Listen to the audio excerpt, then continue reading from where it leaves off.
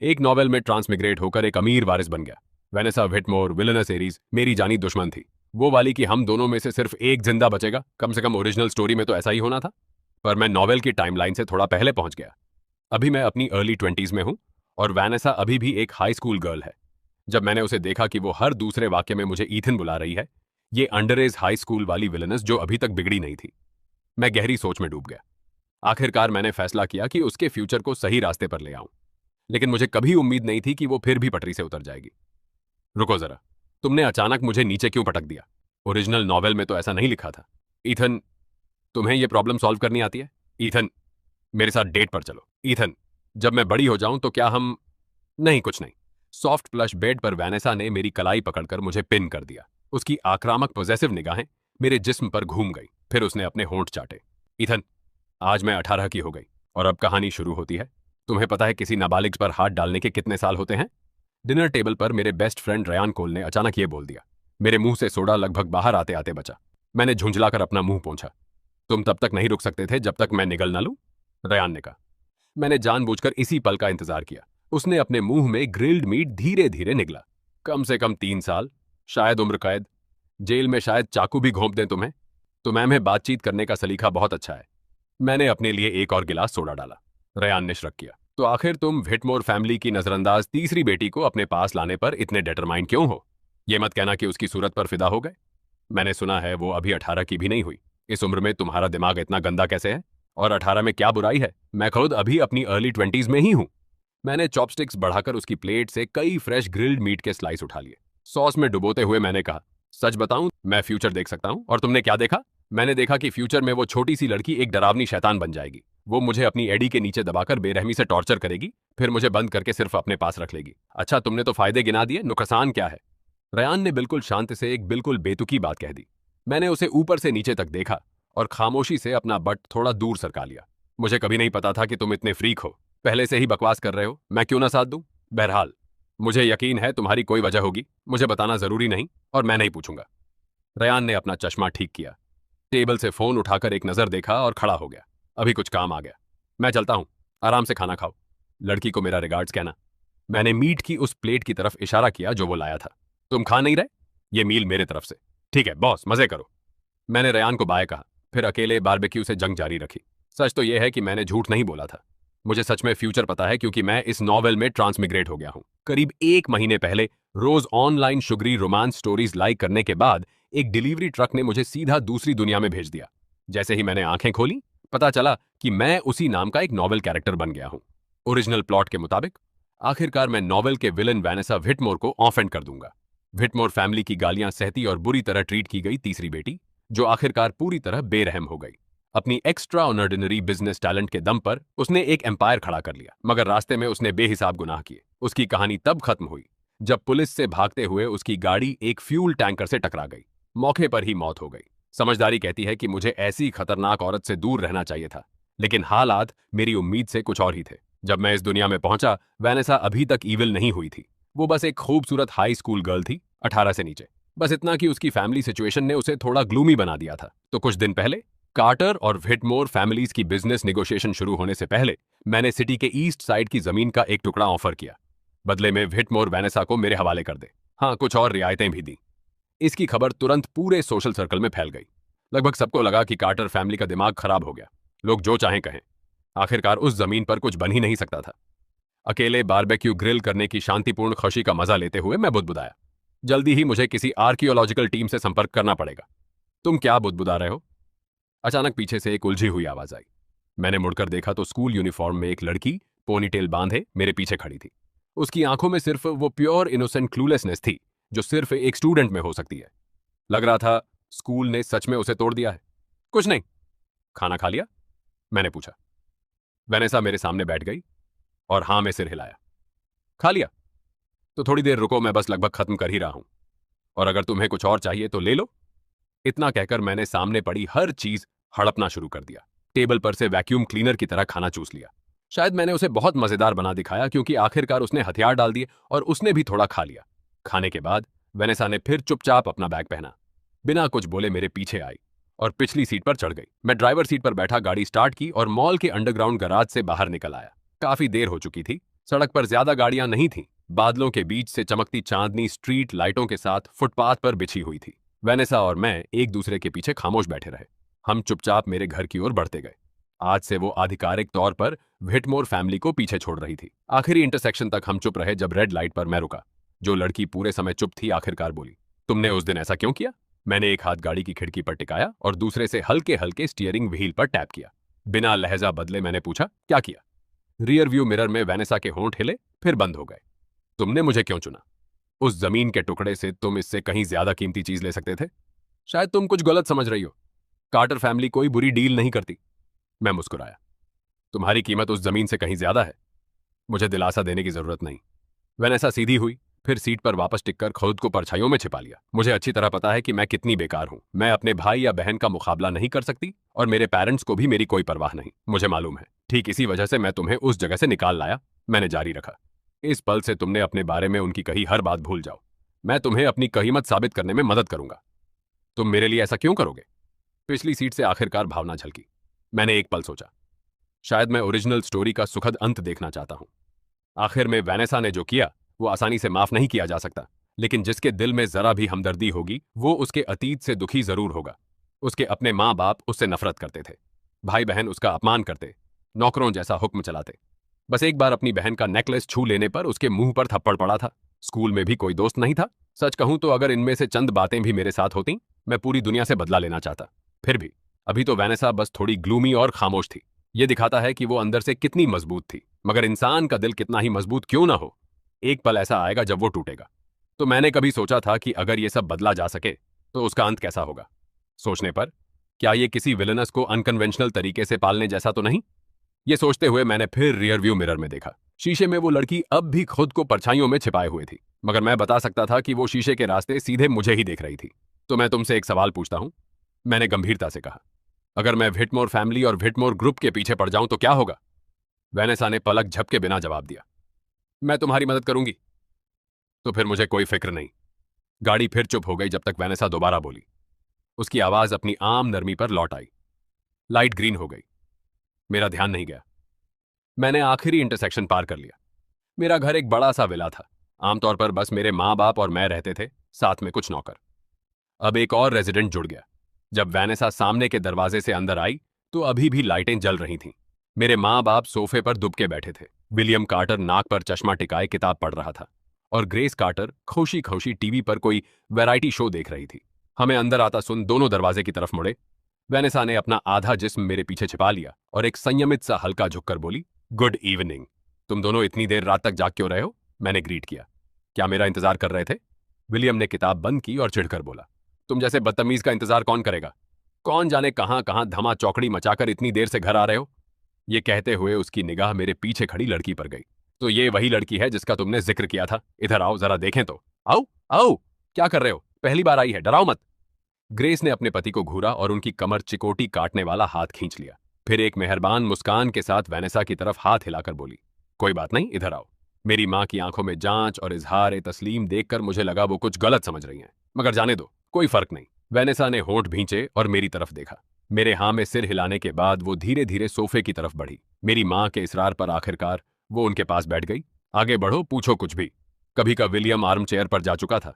किसी वजह से वो मुझे घूर रहा था और मुझे बेचैनी होने लगी थी। मैंने ग्रेस की तरफ देखा जिसने वैनेसा का हाथ पकड़ लिया था और उससे रोजमर्रा की बातें करने लगी थी। फिर हाथ फैलाकर इशारा किया कि इससे मेरा कोई लेना देना नहीं।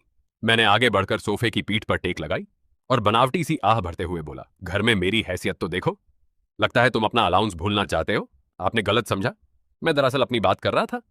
विलियम ने अपनी बीवी के चेहरे पर मुस्कान देखी और कुछ नहीं कहा। वो बस उठा और मुझसे बोला, मेरे साथ स्टडी में आओ। जाने से पहले मैंने फिर वैनेसा की तरफ देखा।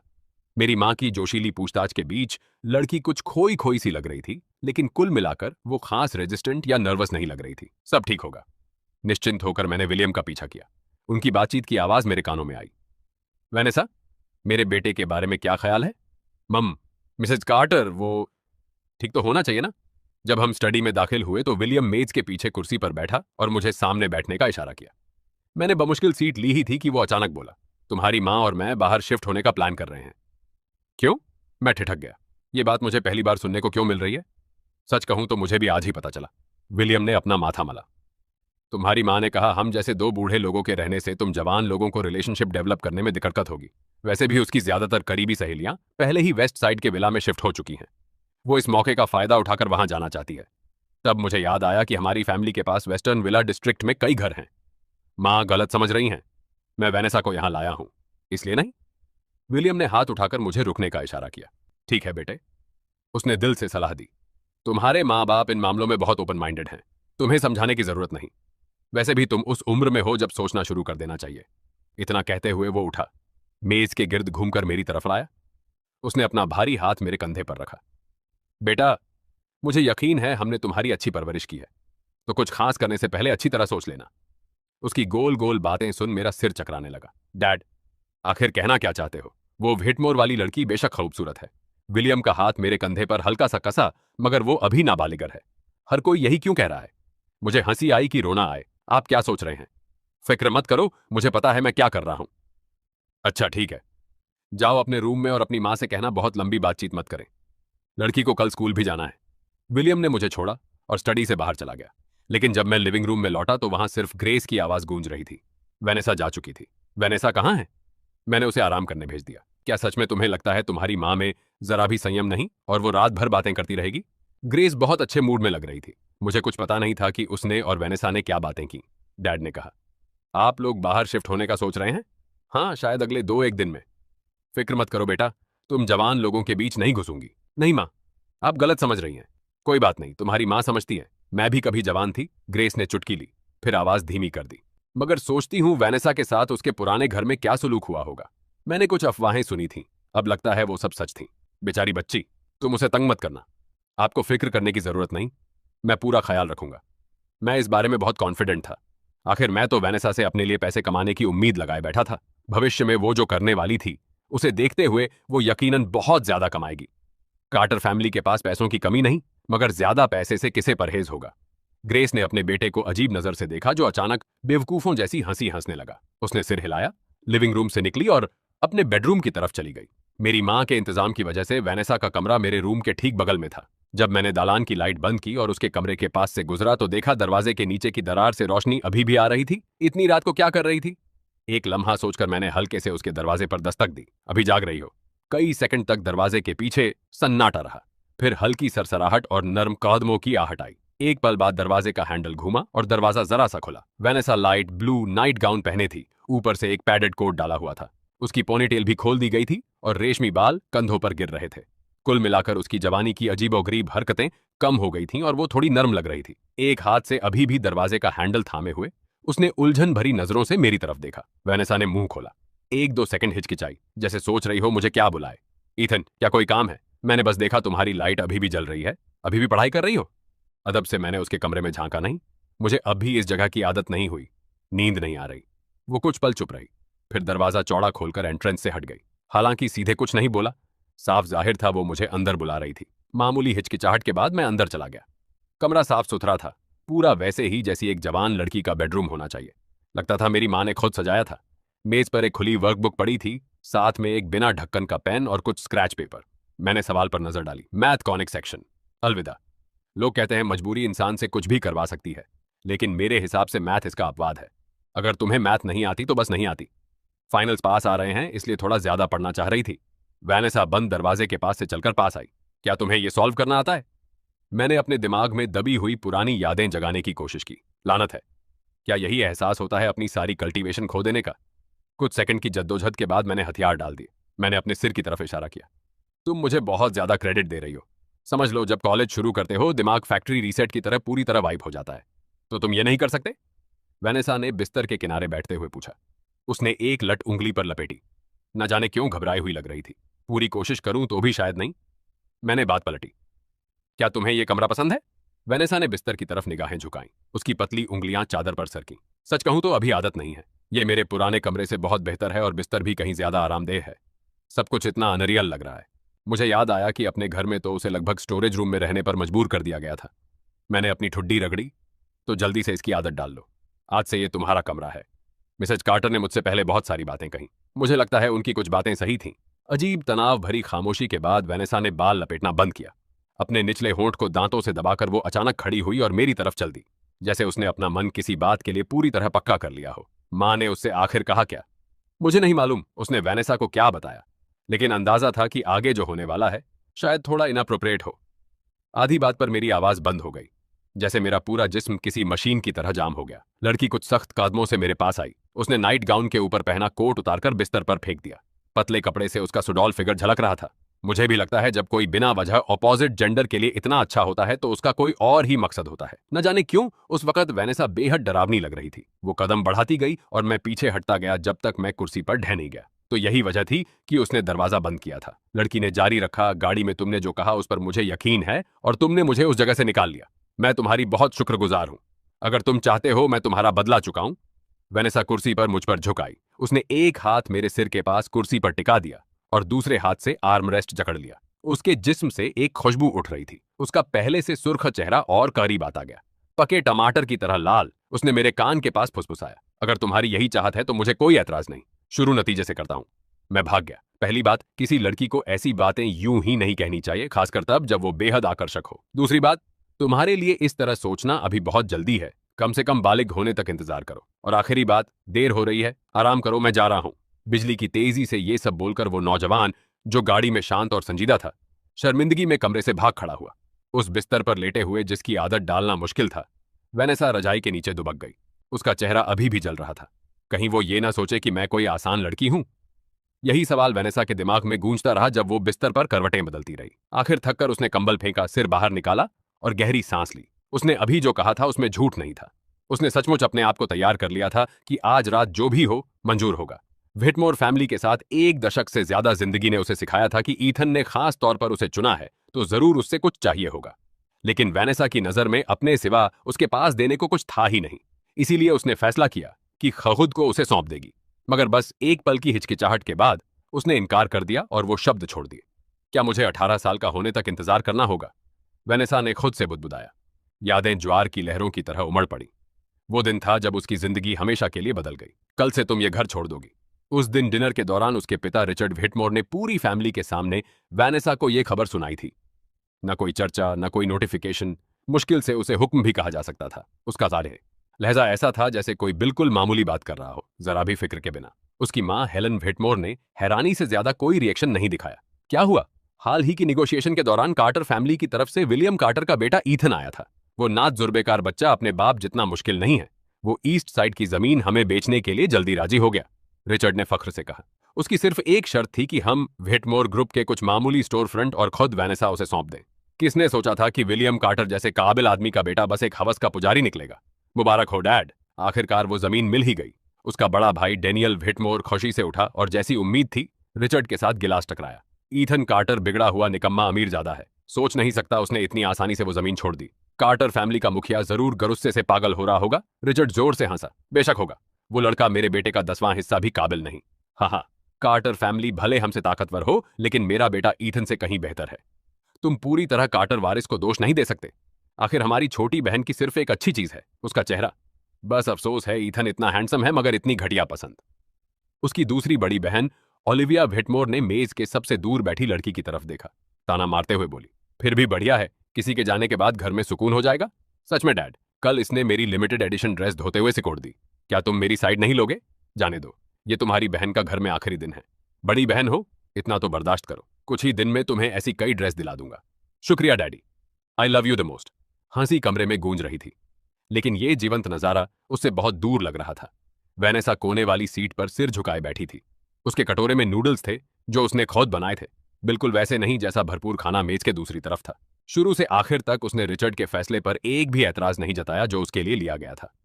वो बस वहां चुपचाप बैठी रही, जैसे कोई गुड़िया सांस ले रही हो, जरा सी भी जज्बाती प्रतिक्रिया के बिना। बस अपनी ही सुनाई देने वाली आवाज में उसने वो नाम धीरे से फुसफुसाया, ईथन कार्टर। वैनेसा अपनी यादों से लौटी और धीरे धीरे नींद में डूब गई। हॉली क्रैप! क्या फ्यूचर की विलनेस इसी तरह मर्द का इम्तिहान लेती है? भला कौन मर्द ऐसे इम्तिहान को झेल सकता है? खैर, मैंने झेल लिया तो सब ठीक है। रूम में लौटने के बाद पिछला मंजर मेरे दिमाग में मजबूती से जम गया। इतनी छोटी उम्र में ही इतनी दिलकश, बड़ी होकर कितनी खतरनाक बनेगी। सच कहूं तो मैं बस बहकने ही वाला था। खुशकिस्मती से हमारे मुल्क का कानून ऐसे मामलों के लिए पूरी क्रिमिनल कोड रखता है। मैं खाली खाली छत ताकता रहा। वैनेसा की हरकतों ने मुझे सच में हैरान कर दिया था। जाहिर था बाकी सभी नहीं, खुद वेनेसा भी मानती थी कि मैं उसे यहाँ लाया हूँ क्योंकि मुझे उसका जिस्म चाहिए था। रुको, नहीं, मैं सच में उसे यहाँ उसकी जात की वजह से लाया था, बस वैसी वजह से नहीं। हालात देखकर लग रहा था फ्यूचर की विलनस को सही तरीके से पालने का रास्ता लंबा और मुश्किल होने वाला है। मैंने आह भरी, लाइट बंद की और सो गया। अगली सुबह जल्दी जब वेनेसा लिविंग रूम में आई तो मैं अभी ब्रेकफास्ट बना रहा था। हमारी नजरें मिली और वो झेप कर दूसरी तरफ देखने लगी। आज्ञाकारी ढंग से वो सोफे के किनारे बैठ गई। चारों कटोरे नूडल्स के सजाकर मैं लिविंग रूम में गया और उससे कहा, खाना शुरू कर दो, नूडल्स ठंडे होने से पहले खा लो। फिर मैं ऊपर गया और माँ बाप के बेडरूम का दरवाजा खटखटाया। ब्रेकफास्ट तैयार है। वो पहले ही जाग रहे थे। विलियम ने जम्हाई लेते हुए जवाब दिया, सुन लिया, तुम दोनों जाकर खा लो। जब हम तीनों लिविंग रूम में लौटे तो वेनेसा अभी भी सोफे के किनारे बैठी कॉफी टेबल पर रखे कुछ कागजों को गौर से पढ़ रही थी। ग्रेस ने उत्सुकता से पूछा, क्या देख रही हो? वेनेसा चौंक कर उठी और जल्दी से हमारी तरफ हाथ हिलाने लगी। माफ कीजिए, मैंने जानबूझकर नहीं देखा। ये टेबल पर रखे थे और पता चलने से पहले ही मैं ये वो दस्तावेज हैं जो हमने हाल ही में व्हिटमोर से स्टोर्स लिए हैं। जिस तरह से तुम इन्हें देख रही थी, लगता है तुम्हारे पास कुछ आइडियाज हैं। विलियम ने दस्तावेज पहचान ली और वेनेसा से पूछा। जब वेनेसा ने देखा कि विलियम मजाक नहीं कर रहे तो कई सेकंड झिझक कर बड़े एहतियात से बोली, मेरे ख्याल से ये स्टोर। इधर मैं ग्रेस को खाने की मेज पर खींच लाया और चुपचाप नूडल्स खाते हुए लिविंग रूम में हो रही बात सुनने लगा। सुना कि वेनेसा एक एक करके विलियम को अपनी सोच समझा रही थी और विलियम सुनते हुए हल्के हल्के सिर हिला रहा था। उसकी आंखों में तारीफ की चमक बढ़ती जा रही थी। मैंने एक कौर नूडल्स का लिया और चेहरे पर बढ़ती आत्मसंतुष्ट मुस्कान छुपा ली। ये कागजात मैंने जानबूझकर वहां छोड़े थे। सब मेरे प्लान के मुताबिक हो रहा था। तभी किसी ने मेरे माथे पर चुटकी भर दी। ग्रेस ने मुझे नफरत से देखा। क्या सोच रहा है? बेवकूफों की तरह हंस क्यों रहा है? फिर वो मुड़ी और बुलाया, वैनेसा, बस करो, पहले खाना खा लो वरना खाना ठंडा हो जाएगा। उस बूढ़े से क्या चर्चा करनी जिसका दिमाग बस काम से भरा रहता है। इधर आओ। जब वैनेसा मेज पर बैठी तब भी विलियम सोफे पर उन्हीं दस्तावेजों को पलट रहा था तो मैं उसका कटोरा उठाकर कॉफी टेबल पर रखाया। क्या सोचते हो? मैंने आराम से पूछा। विलियम ने दस्तावेज तह किए और एक तरफ रख दिए। उस लड़की में बिजनेस का सच्चा टैलेंट है। रिचर्ड व्हिटमोर अंधा ही होगा जिसने इतने अरसे तक उसे नजरअंदाज किया। यह कहने के बाद विलियम ने एक लम्हा मुझे परखा। क्या तुम्हें पहले से उसके टैलेंट का पता था? इसीलिए तुमने ऐसी अजीब डिमांड रखी? और मैंने चुपके से किसी को उस जमीन की जांच के लिए भेजा था। लगता है वहां सच में नीचे कुछ दबा हो सकता है। बस ये समझो मेरी किस्मत चमक गई और मैंने एक एसएसआर खींच लिया। मैंने हंसकर बात टाली और उसे कटोरा थमा दिया। ठंडा होने से पहले खा लो। वेनेसा को स्कूल छोड़ने जाते वक्त पिछली सीट पर बैठी लड़की ने अचानक कहा। मुझे छोड़ने का शुक्रिया। कोई बात नहीं, मुझे वैसे भी बाहर जाना था। मैंने गाड़ी मोड़ पर घुमाई और शहर के जागते ही सड़कों पर रफ्तार कम कर दी। माहौल अचानक थोड़ा अजीब हो गया जब तक स्कूल गेट नजर नहीं आया। तब वेनेसा ने हल्की आवाज में कहा, इतनी धीमी कि बमुश्किल खुद को सुनाई दे, कल रात की बात हो। मैंने गाड़ी रोकी और उसकी तरफ रुख किया। उसके बालों ने चेहरा ढांप रखा था लेकिन उसके कान हल्के सुरखर थे। वेनेसा ने अचानक दरवाजा खोला और जल्दी से बाहर निकल गई। कोई बात नहीं, मैं जा रही हूं। जो लड़की कल रात इतनी बोल्ड थी वो अब शर्मा रही थी। मैं मुस्कुराता हुआ वेनेसा को भागते देखता रहा, फिर दूसरी मंजिल की तरफ चल दिया। जब तक मैं पहुंचा बाकी लोग वहां मौजूद थे। मेरे प्राइवेट रूम में दाखिल होते ही रयान ने सलाम किया। हम तो कब से इंतजार कर रहे हैं, देखो नोआ बेनेट भी सो गया। इतना कहकर रयान ने अपने पास शांति से सो रहे नोआ को थपथपाया। नोआ अधजगी हालत में उठा। क्या खाना आ गया? अभी नहीं, लेकिन सोना बंद कर। मैंने बैठते हुए पूछा, क्या टाइलर अभी तक नहीं आया? टाइलर ग्रांट कभी कहीं टाइम पर पहुंचा है? रयान की आवाज में आधी हो चुकी बेबसी थी। उसके बगल में नोआ का सिर लटक गया और वो फिर ऊँघने लगा। मैं कुछ और कहने ही वाला था कि पीठ पीछे दरवाजा खुलने की आवाज आई। टाइलर हाथ में एक डॉक्यूमेंट लिफाफा लिए अंदर आया। अंदर आते ही सुनता हूं तुम लोग मेरी पीठ पीछे बातें कर रहे हो, बड़ी ठंडी बात है। रयान ने बोलना बंद किया और बस छत का नजारा देखने लगा। वाह, ये छत भी कितनी छत जैसी है। मैंने टाइलर के हाथ में डॉक्यूमेंट लिफाफा देखा। कितना बुरा है, मेरी उम्मीद से भी बुरा। मैंने कभी सोचा नहीं था इन्होंने चोरी छुपे इतने नुकसानदेह काम किए होंगे। अपनी फैमिली बैकग्राउंड को देखते हुए टाइलर ये कहते हुए सच में गुस्से में लग रहा था। नोआ आखिरकार पूरी तरह जाग गया और रयान ने भी ध्यान लौटाया। तो इसीलिए तुम दोनों ने हम सबको आज यहां बुलाया है? हाँ, टाइलर ने मेज पर लिफाफा रखते हुए सिर हिलाया। इसके अंदर व्हिटमोर ग्रुप ने पिछले कुछ सालों में जो कुछ किया है उसके सबूत हैं। नजर डाल लो। क्लासेस के बीच ब्रेक के दौरान वेनेसा कोने वाली सीट पर बैठी थी। कोई उससे बात करने नहीं आया और अपनी फितरत की वजह से उसने कभी किसी और से बात शुरू करने का सोचा भी नहीं था। आसान लफ्जों में स्कूल में उसका कोई दोस्त नहीं था। वो हमेशा अपने स्कूल के दिन ऐसे ही गुजारती थी। फिर भी आज वेनेसा को किसी तरह एडजस्ट करना मुश्किल लग रहा था। उसे पिछली रात के उस नर्म बिस्तर की याद आ रही थी। वेनेसा। किसी ने अचानक हल्के से उसके कंधे पर टैप किया। वेनेसा हकीकत में लौटी और जिसने छुआ था उसकी तरफ देखा। वो एक शांत सी दिखने वाली लड़की थी जो उसके बगल में बैठती थी। जब उसने देखा वेनेसा देख रही है तो क्लास के दरवाजे की तरफ इशारा किया। मेरे ख्याल से कोई तुम्हें ढूंढ रहा है। मेरे लिए? उलझन में वेनेसा क्लास से बाहर निकली और देखा दरवाजे के पास दीवार से टिकी एक पतली सी लड़की खड़ी थी, जाहिरन किसी का इंतजार कर रही थी। उसकी स्कूल यूनिफॉर्म के स्टाइल से वो शायद वेनेसा से एक ग्रेड नीचे थी। माफ कीजिए, क्या आपको कुछ काम है? वेनेसा ने उलझन में पूछा। उसे हल्का हल्का लग रहा था कि लड़की जानी पहचानी है। तो तुम ही हो व्हिटमोर फैमिली की तीसरी बेटी? पतली लड़की ने वेनेसा का एक चक्कर लगाया, उसे जांचते हुए बार बार सिर हिलाया। हम। हालांकि ये सब थोड़ा अजीब लग रहा था, वेनेसा को उससे कोई दुश्मनी महसूस नहीं हुई।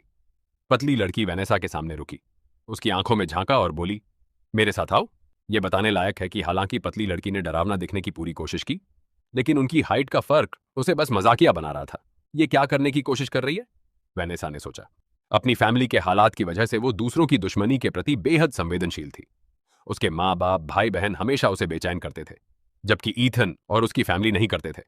हालांकि सामने वाली लड़की काफी तीखी बोल रही थी। वेनेसा को उससे कोई बुराई महसूस नहीं हुई, बिल्कुल ईथन की तरह। वेनेसा उस लड़की के पीछे पीछे दालान में गई और चुपचाप उसके बोलने का इंतजार करने लगी। फिर पतली लड़की अचानक घूमी और उस पर टूट पड़ी। उसका पहले का डरावना अंदाज पलक झपकते गायब हो गया। उसकी आंखें खुली रह गईं और लगभग चमकने लगी। वो जोश से चिल्लाई, वेनेसा, क्या तुम मुझे याद है? हम पिछले साल ग्रैंडपा बेनेट की बर्थडे पार्टी में मिले थे, बस हमने आपस में बात नहीं की। मैंने कभी नहीं सोचा था करीब से देखने पर तुम इतनी खूबसूरत होगी। वो तो कोल फैमिली वाली लड़की थी। वेनेसा लड़की के अचानक बदले अंदाज से हैरान थी, लेकिन उसकी बात सुनने के बाद उसे याद आया कि लड़की क्यों जानी पहचानी लग रही थी। मेरा नाम लिली कोल है। लिली न जाने क्यों बेहद एक्साइटेड लग रही थी। मैंने कभी उम्मीद नहीं की थी तुम ईथन की गर्लफ्रेंड बनोगी, मेरे भाई ने बताया तो मैं शॉक्ड रह गई। वेनेसा के चेहरे पर फौरन एक ऐसा भाव आया जो कह रहा था, ये लड़की आखिर बोल क्या रही है। वो बिल्कुल बौखलाई हुई लग रही थी। पिछली रात की उसकी बेतुकी हरकत अचानक उसकी यादों में घूम गई। वेनेसा का चेहरा फौरन ज्यादा लाल हो गया। वो न जाने क्यों खुद ब खुद शर्मा गई और बालों को पीछे करने के लिए हाथ उठाया। ऐसी बातें मत करो, मैं नहीं हूं। वेनेसा का रिएक्शन देखकर लिली को साफ यकीन नहीं हुआ। वो कुछ और कहने वाली थी कि बिल्कुल गलत वक्त पर घंटी बज गई। इतनी जल्दी? तो फिर मैं लंच पर मिलूंगी, वेनेसा। मायूसी की एक झलक के बाद लिली फौरन खुश हो गई और मुस्कुराकर नीचे की मंजिल की तरफ भाग गई। वेनेसा वहीं खड़ी रही, जल्दी जल्दी बजती क्लास बेल सुनती हुई। लड़की ने हाथ उठाकर अपने जलते गाल पर बालों को हल्के से दबा लिया। मुझे क्या हो गया है? इनके कंस्ट्रक्शन साइट्स पर एक से ज्यादा बार लोगों की मौत हुई, मगर हर घटना दबा दी गई। वो अक्सर अपने मजदूरों की तनख्वाह भी रोक लेते थे। सच में बेदिल हैं। जो रिपोर्ट मुझे मिली वो और भी हैरतअंगेज है। कहती है ये कंपनी टैक्स चोरी करती रही होगी, और ये भी इल्जाम है कि एग्जीक्यूटिव्स ने फीमेल एम्प्लॉयज को सेक्सुअल रिलेशनशिप के लिए मजबूर किया। नोआ, तुम्हारी रिपोर्ट क्या कहती है? मेरी तो सामान्य है, बस ये रिकॉर्ड करती है कि एक प्रोजेक्ट मैनेजर की बीवी उसे चीटिंग करते पकड़ने कंपनी गई तो पाया कि उसका पति मेल जैनिटर के साथ बहुत इंटीमेट हो रहा था। कम से कम मुझे देखना है कि वो शब्द कैसे मिलकर वो वाक्य बना पाए। मुझे भेजो। सबने पढ़ लिया। टायलर ने हाथ से ताली बजाकर हमें अपनी तरफ देखने का इशारा किया। ये सिर्फ वो चीजें हैं जो मुझे बताने की इजाजत है। कुछ और भी गंभीर मामले हैं जो शेयर नहीं किए जा सकते। ये कहते हुए उसने मेरी तरफ देखा। तुमने मुझे हर मुमकिन कोण से व्हिटमोर ग्रुप की जांच करने को कहा था। मुझे लगा मजाक कर रहे हो, मगर इतना सब निकल आएगा सोचा ना था। अगर मेरे इतने व्यापक कनेक्शंस ना होते, शायद ये सब खोदकर निकाल ही ना पाता। मानना पड़ेगा, इसमें से बहुत कुछ मेरे लिए भी नया है। मैंने गहरी थ्योरी के साथ सब दस्तावेज पढ़ डाले। ओरिजिनल नॉवेल ने अपनी सीमित लंबाई की वजह से सब कुछ डिटेल में नहीं बताया था। उसने कभी पूरी तरह नहीं बताया कि पूरी तरह विलेन बनने से पहले व्हिटमोर ग्रुप ने क्या क्या किया, या उसने कौन कौन से गुनाह किए थे। अब लग रहा था वो सच में अपने किए की सजा के हकदार हैं। मुझे अचानक कुछ याद आया। वैसे टाइलर, तुम्हारे पास जो दस्तावेज हैं, क्या तुम उन्हें सौंपने से पहले थोड़ा इंतजार कर सकते हो? तुम क्या प्लान बना रहे हो? जैसे ही टाइलर ने मेरी शक्ल देखी, समझ गया कि मैंने कोई और छोटी सी चाल सोच ली है। और इंतजार तो करूंगा, लेकिन ज्यादा देर नहीं टाल सकता। कितनी देर चाहिए? मैं कुछ देर पहले एक विलेन की तरह हंसा। व्हिटमोर ग्रुप ने मुझसे जमीन का टुकड़ा लिया, याद है? इंतजार करो जब तक वो कंस्ट्रक्शन शुरू ना कर दें। नोआ बोला, हम सब जानते हैं वो, मगर तुमने वो जमीन क्यों दे दी? उसकी कमर्शियल वैल्यू बहुत ज्यादा है। मेरे पास एक थ्योरी है। पता नहीं तुम लोग शॉर्ट ड्रामा देखते हो या नहीं, लेकिन ऐसे हालात में आमतौर पर एक ही संभावना होती है। रेयान, जो अब तक खामोश था, बोल उठा। उसने मेरी तरफ देखा। उसके चश्मे ने रहस्यमयी ढंग से रोशनी रिफ्लेक्ट की। बस डिटेक्टिव कॉनन की थीम म्यूजिक और एक इंटरनल मोनोलॉग की कमी थी। सिर्फ एक ही सच्चाई है, उस जमीन के नीचे कोई प्राचीन मकबरा है। मैं बिना जवाब दिए बस मुस्कुराया। वही जवाब था। धत, तुम तो बड़े चालाक हो। टाइलर फौरन समझ गया और हंसते हुए गाली दे दी। ठीक है, जब तक वो कंस्ट्रक्शन शुरू ना करे मैं रोके रखूंगा। एक पल सोचने के बाद नोआ ने आह भरी। तुम तो सच में एक स्नीकी कमीने हो। रुको, मुझे कुछ साफ करना है। मैंने सोलेमनली घोषणा की कि मैं बूढ़ा नहीं हूं। रेयान बोला, हाँ हाँ, तुम बूढ़े नहीं हो। बात करते करते तुम्हारे घर की नई मेंबर कैसी है? 3 जोड़ी आंखें फौरन मुझ पर टिक गईं। हालात जैसे हैं बिल्कुल वैसे हैं। मैंने उन्हें सब बता दिया, बीती रात वेनेसा के बेडरूम वाला हिस्सा छोड़कर।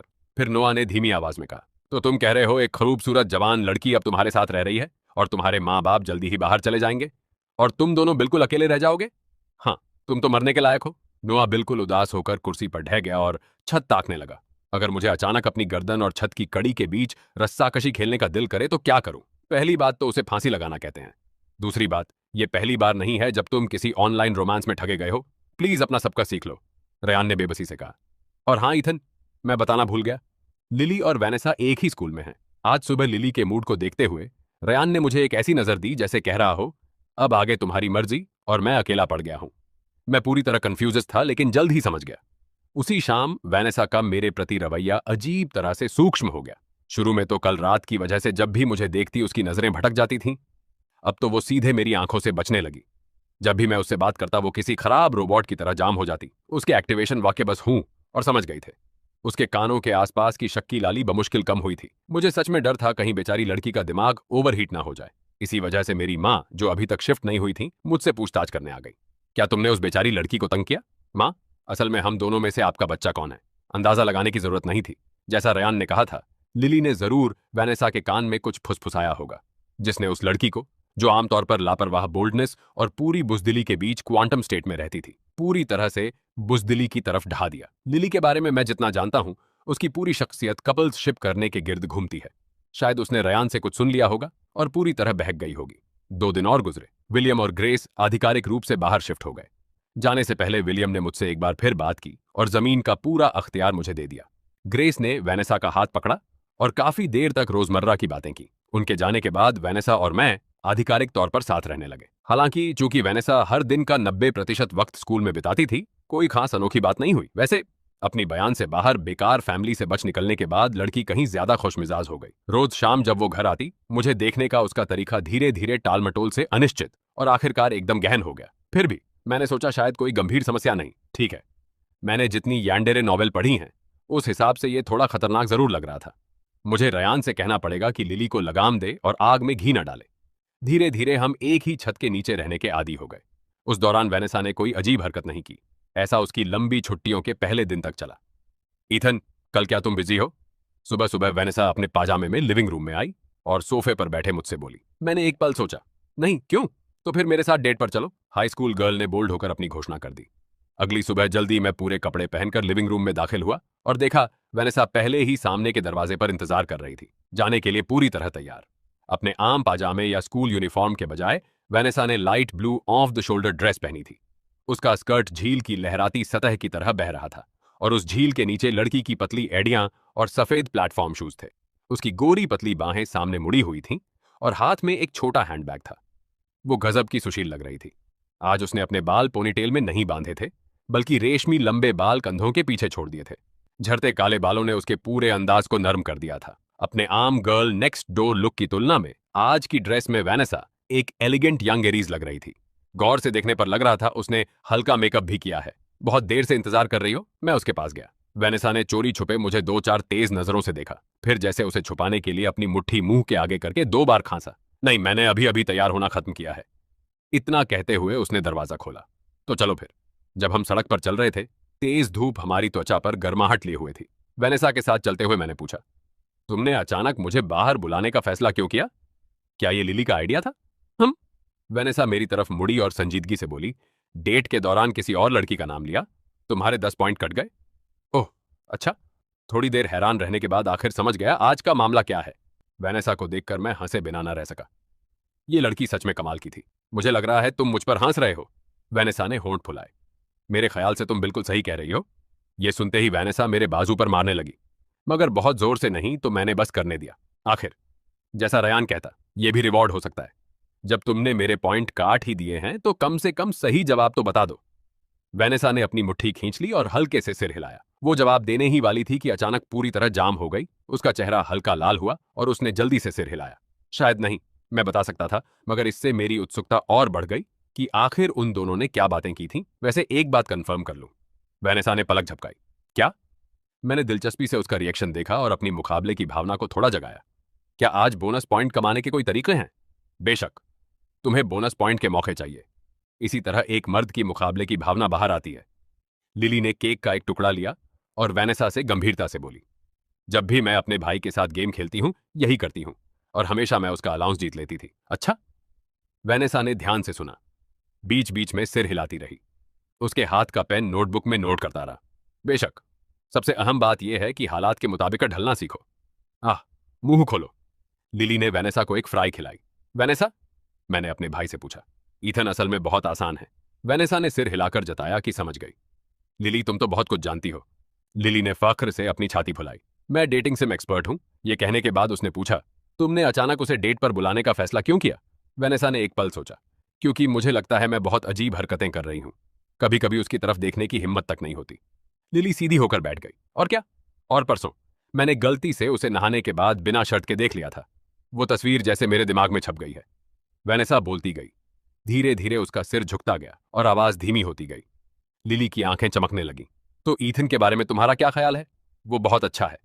अगर मैं ओवर स्लीप कर जाऊं तो आकर जगाता है। उसका खाना बहुत अच्छा होता है, टेस्ट बहुत बढ़िया है। जब बारिश होती है तो वो मुझे लेने आता है और हमेशा छाता मेरी तरफ झुका देता है। वेनेसा को शायद ही सोचना पड़ा, शब्द यूं ही फूट पड़े। थक से भरपेट खा चुकी लिली इत्मीनान से मेज पर ढह गई। उसके होंठों पर एक संतुष्ट मुस्कान थी जब उसने कंफ्यूज्ड वेनेसा को थम्स अप दिया। Good luck Em. मैं गला साफ करते हुए कर लूंगी। वेनेसा ने उसकी हौसला अफजाई कबूल की। मगर लिली, डेटिंग से आखिर होता क्या है? लगभग पहुंच ही गए थे। क्लॉ मशीन के पास खड़े मैंने वेनेसा से कहा। वेनेसा के चेहरे पर बेहद गंभीर भाव था। उसकी आंखें धीरे धीरे उतरते पंजे पर जमी हुई थीं। जब पंजे ने कान से स्टफ्ड टॉय पकड़कर हवा में उठा लिया तो वो इतनी नर्वस थी कि सांस रोक ली। मगर जिसने कभी क्लॉ मशीन इस्तेमाल की है वो जानता है कि आधे रास्ते में पंजे का अचानक कमजोर पड़ जाना कोई अनोखी बात नहीं। नतीजा ये हुआ कि वेनेसा ने मायूसी से उस टॉय को लगभग शूट तक पहुंचते हुए वापस गिरते देखा। लड़की ने मायूस सांस छोड़ी और बेचारगी से मुझे देखा। निराश मत हो, मुझे देखो। मैंने वेनेसा का सिर थपथपाया और आखिरी 2 टोकन मशीन में डाले। मैंने गहरी सांस ली और मेरी नजर तेज हो गई। मैंने बड़ी सफाई से पंजे का रास्ता और लैंडिंग पॉइंट कैलकुलेट किया। जॉय अल। मैंने बटन पर बिजली की तेजी से हाथ मारा। वेनेसा के साथ मिलकर मैंने बड़ी उम्मीद से पंजे को उतरते देखा। थोड़ी देर बाद वेनेसा एक जायंट टेडी बियर पकड़े हुए थी। आर्केड से मेरे साथ बाहर निकलते हुए उसने अपना आधा चेहरा टेडी बियर के सर में छुपा लिया और दबी आवाज में बोली, मुझे सच में लगा था तुम जीत सकते हो। जरूर मैंने बटन गलत तकनीक से दबाया होगा। अगली बार फिर आकर कोशिश करेंगे। मैंने अपनी नाक रगड़ी। कूल दिखने की कोशिश नाकाम रही। मेरा तो वेनेसा से भी बुरा हाल हुआ। पंजे ने एक भी टॉय 1 सेकंड के लिए नहीं पकड़ा। आखिर में मैंने अपनी सुपर पावर इस्तेमाल की। मैंने एक स्टफ्ड टॉय खरीदकर साथ वाली लड़की को दे दिया। हालांकि वो ऐसा कह रही थी, उसकी आंखों की चमक और चारों तरफ बिखरे काल्पनिक धूप फूल ये पूरी तरह जाहिर कर रहे थे कि वो कितनी खुश थी। रुको, वो स्पेशल इफेक्ट्स क्या थे? इससे पहले कि मैं समझ पाता मुझे लगा किसी ने हल्के से मेरा हाथ खींचा। वेनेसा ने एक हाथ से टेडी बियर को कसकर पकड़ा और दूसरे हाथ से आगे मिल्क टी शॉप की तरफ इशारा किया। कुछ पीना चाहोगे? आर्केड में 2 घंटे बिताने के बाद मुझे भी प्यास लगी थी तो मैंने सिर हिला दिया। वेनेसा ने बड़ी सहजता से जिस हाथ से अभी अभी मेरी उंगली खींची थी उसी से मेरा हाथ पकड़ लिया। उसका हाथ बहुत नर्म और हल्का गर्म था। उसने मेरा हाथ घबराहट और अनिश्चितता के साथ पकड़ा। वेनेसा के कान पर फैलती हल्की लाली देख मैंने माहौल खराब नहीं किया और हाथ खींचा नहीं बल्कि उसे मिल्क टी शॉप की तरफ ले जाने दिया। एक लेमनेड 70% शुगर प्लीज और एक मिंट मिल्क टी 50% शुगर। दुकान में घुसने के बाद वेनेसा ने मेरा हाथ छोड़ दिया और कर्मचारी को हमारा ऑर्डर बताया। ऑर्डर देने के बाद ही उसने गौर किया कि मैं उसे देख रहा हूं। वो थोड़ी आत्मचेतन हो गई। क्या हुआ? मैंने ईमानदारी से जवाब दिया। बस थोड़ी हैरानी हुई। तुम्हें पता है मुझे क्या पसंद है? मैंने पिछले 2 दिनों में बहुत होमवर्क किया ईथन। वेनेसा ने होंठ भींचे। लगता है इस डेट के लिए सिर्फ मैंने ही तैयारी की है। 5 पॉइंट और काटूंगी। मेरे चेहरे के भाव जम गए। मगर मुझे ये बियर बहुत पसंद आया तो 15 बोनस पॉइंट देती हूँ। वेनेसा ने मुंह फेरकर अपना चेहरा बियर में छुपा लिया। 100 - 10 - 5 + 15 बराबर। सुरक्षित रहने के लिए मैंने दिमाग में कई बार गणित चेक की। निष्कर्ष ये निकला कि ये लड़की हैरतांगेज तरीके से खुश करना आसान थी। जब हम ड्रिंक का इंतजार कर रहे थे मैं बता सकता था कि वेनेसा को वो टेडी बियर कितना पसंद आया था, क्योंकि वो बार बार अपना चेहरा उसके रोएंदार कानों पर रगड़ रही थी। ईथन, मैं तुमसे कुछ पूछना चाहती हूँ। वेनेसा ने बियर पकड़े पकड़े सिर झुकाकर मुझे देखा। जब मैं बड़ी हो जाऊं तो क्या तुम ऑर्डर 1027? कर्मचारी की आवाज ने वेनेसा को रोक दिया। लड़की हकीकत में लौटी। मेरे चेहरे पर उलझन के भाव देखकर बोली, नहीं कुछ नहीं। फिर झट से काउंटर की तरफ बढ़ गई। हम मूवी थिएटर गए और एक कॉमेडी देखी। फिर एक दूसरे के लिए नए कपड़े चुने। वेनेसा का फिगर कपड़े मॉडल करने के लिए बिल्कुल परफेक्ट था। हर स्टाइल उस पर अच्छी लगती थी। मुझे लगा जैसे मैं फैशन ड्रेसअप गेम खेल रहा हूं। पता ही ना चला और मैंने उसके लिए ढेर सारे कपड़े खरीद लिए। मगर मुझे उत्सुकता तब हुई जब पेमेंट के वक्त वैनेसा शर्माकर एक छोटे से बैग की अलग से पेमेंट की। मेरे लाख पूछने पर भी उसने बताने से इनकार कर दिया कि अंदर क्या है। उसका शर्मिंदा भाव इतना मजेदार था कि मैंने उसे चिढ़ा दिया। नतीजतन घबराई हुई हाई स्कूल गर्ल ने मेरे और 10 पॉइंट काट लिए। हालांकि उसने जल्द ही वो पॉइंट वापस कर दिए। और हाँ, पूरे रास्ते घर लौटने तक वो टेडी बियर वैनेसा की बाहों से नहीं छूटा। आज मजा आया? मैंने पूछा। हाँ, मुझे कभी कोई बाहर ले जाकर मजा कराने नहीं गया। जब कभी मेरी फैमिली ले जाती भी तो सिर्फ बिजनेस बैंक्वेट में जाने के लिए। वैनेसा का लहजा शांत रहा, जैसे किसी और की बात कर रही हो। तो पिछले कुछ दिन मेरी जिंदगी के सबसे खुशनसीब दिन हैं और ठीक इसीलिए मैं आज अपनी भावनाएं कंफर्म करना चाहती थी। और क्या पता चला? मैंने कंफर्म किया कि वो भावनाएं बस पल भर का आवेग नहीं थी। इसीलिए मैंने ये भी खरीदा। वैनेसा ने हाथ में मौजूद छोटा बैग उठाया। बाकी सब चीजें उसने मुझसे उठवा ली थी, मगर ये छोटा सा बक्सा जो उसने अपने लिए खरीदा था, जिद करके मुझे नहीं दिखाने दिया। जब सेल्स गर्ल पैक कर रही थी तो मैंने झलक देखी थी। बस इतना पता था कि कुछ काला था। पूछने पर वैनेसा ने सिर्फ कहा कि ये एक सीक्रेट वेपन है जो बाद में काम आएगा। इससे मेरी उत्सुकता और बढ़ गई। वैनेसा ने अपनी चीजें उठाई और अपने कमरे में ले जाने लगी। मैंने भी अपनी चीजें रखनी चाहिए। बेडरूम में दाखिल होते हुए वैनेसा अचानक मेरी तरफ मुड़ी। ईथन, मैं 2 महीने में 18 की हो जाऊंगी। मेरा रिएक्शन देखे बिना ही उसने जल्दी से दरवाजा बंद कर दिया। मैं बाहर ही रह गया, पूरी तरह उलझन में। मुझे लगा जैसे मैंने पहले कुछ गलत समझ लिया था। यकीनन वो मुझे बर्थडे प्रेजेंट तैयार करने की याद दिला रही होगी। सिर खुजलाते हुए मैं अपने कमरे लौट आया। अभी सामान रखा ही था कि फोन बजा और मेरी सोच का सिलसिला टूट गया। रयान था। ईथन, रिचर्ड व्हिटमोर परसों प्रेस कॉन्फ्रेंस कर रहा है। तमाशा देखने चलना है? रयान की आवाज फोन पर आई। मैं हंस पड़ा। Press conference? हाँ, कुछ ही दिनों में उस जमीन पर कंस्ट्रक्शन शुरू होने वाली है। वो बूढ़ा बदमाश हाल ही में बहुत इतरा रहा था। रयान ने हंसते हुए कहा, सोचते हुए टाइमिंग लगभग सही है। तो ये बात है, मैं किसी के साथ वक्त बिताने में इतना मशगूल था कि उस बूढ़े पर ध्यान ही नहीं दिया। मैंने कहा, तो फिर वहीं मिलते हैं। वहीं मिलते हैं। और नोआ को मत बताना जो तुमने अभी कहा, वरना वो फिर छत से फुटपाथ पर मिलने की कोशिश करेगा। रयान ये कहकर लटका दिया। कुछ दिन बाद की बैंक्वेट में रयान बोला, टाइलर, ये ट्राई करो। मुझे लगता है इस पेस्ट्री का जायका कॉकरोच जैसा है। यान ने टाइलर को अपनी प्लेट से एक पेस्ट्री थमाई। टाइलर ने त्योरी चढ़ाकर एक निवाला लिया। हाँ, बिल्कुल वैसा ही है। कुरकुरा, नमकीन और हल्का सा कड़वा। ये सुनते हुए नोआ ने शांति से पास से कहा, नहीं, कॉकरोच का जायका ऐसा नहीं होता। मैं पूरे यकीन से कह सकता हूं। मैं पास खड़ा इन तीनों पागलों को घूर रहा था और सोच रहा था कि कहीं और खड़ा हो जाऊं। ये बैंक्वेट काफी बड़ी थी। वहां आने वाला लगभग हर शख्स अमीर और रसूखदार बिजनेसमैन था। उनमें से कई तो मेरी फैमिली से भी ज्यादा अमीर थे। क्या तुमने दस्तावेज सौंप दिए? मैंने टाइलर से पूछा। टाइलर ने सिर हिलाया। फिक्र मत करो, टाइमिंग बिल्कुल सही है। वैसे तुम्हारे साथ रहने वाली लड़की आज नहीं आ रही? टाइलर की बात खत्म होते ही नोआ ने उसके सिर के पीछे छांटा मारा। जरा दिमाग लगा। सोच हम आज क्या करने वाले हैं। क्या उसका यहां आना ठीक लगेगा? रयान ने आह भरी। तुम्हारी इमोशनल इंटेलिजेंस हमेशा सबसे अजीब हालात में दिखती है। लेकिन क्या वैनेसा ने इस बारे में कुछ नहीं कहा? उसने कहा था। मैं 2 सेकंड चुप रहा। उसने मुझे रिचर्ड के सेफ का पासवर्ड दिया। बोली, सारे सबूत उसी में हैं? डैम। काफी देर खामोशी के बाद उन तीनों ने आखिरकार एक ही लफ्ज निकाला। हम कुछ और बात करने वाले थे कि एक नागवार आवाज ने हमें रोक दिया। ओलिविया की जानबूझकर बनाई सेक्सी आवाज मेरे पीछे से आई। अरे मिस्टर कार्टर, क्या मेरी बेकार छोटी बहन ने हाल ही में तुम्हें कोई तकलीफ दी? ओलिविया, बदतमीजी मत करो। डैनियल ने अपनी बहन को एक बनावटी डांट दी, फिर नकली मुस्कान लगाकर मेरी तरफ हाथ बढ़ाया। ईथन और तुम तीनों, बहुत दिन हो गए। उसी वक्त रिचर्ड स्टेज पर चढ़ा और स्पीच देने की तैयारी करने लगा। मैंने डेनियल के बड़े हाथ को घूरा, फिर रयान के सामने पहुंचकर डेनियल को वही पेस्ट्री की प्लेट थमा दी जो पहले थी। आसपास खड़े कई लोग अपनी हंसी ना रोक सके। डेनियल का चेहरा शर्मिंदगी से काला पड़ गया। ईथन, मुझे याद नहीं कि मैंने तुम्हारा कुछ बिगाड़ा हो, या तुम सच में मेरी सबसे छोटी बहन पर फिदा हो गए और उसकी तरफदारी करने का फैसला कर लिया।